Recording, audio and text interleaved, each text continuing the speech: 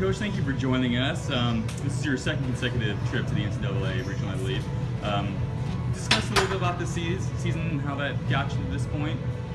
I mean, the season as a whole has been, like I think most seasons are, I mean, you start in August with a lot of talent that you hope can realize in some type of form. We definitely had some roller coasters mid-season. We definitely had a roller coaster late in the season.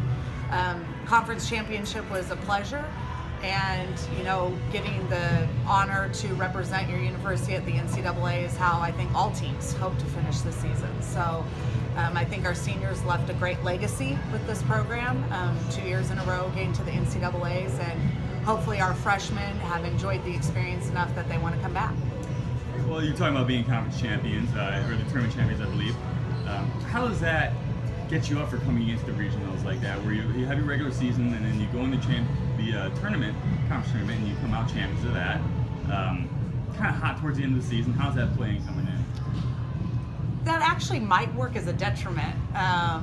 Just when a team finishes the regular season on a loss but still gets an at-large bid, there's probably a little bit more of a sense of urgency in how they train and they prepare because they just finished on a loss. Where when you finished on like 3 wins in a row, like I know our last regular season game going into the conference tournament, we had a loss.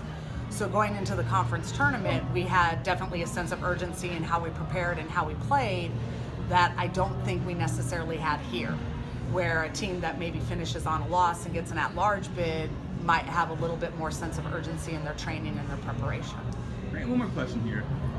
Going to the NCAAs 2 years in a row, obviously, you know, you lose some seniors, but you always have freshmen or transfers coming in to bolster up the lineup. How do you see things going next year as you progress?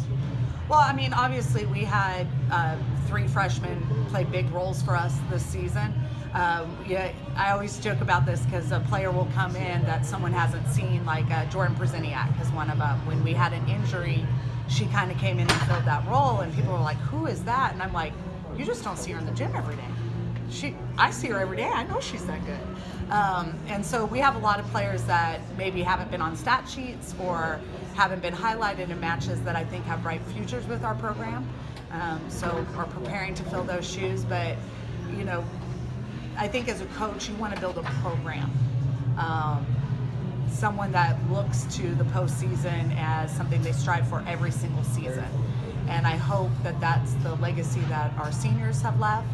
And I hope that's the legacy that our younger players want to continue. And I just want to say congratulations to Anderson.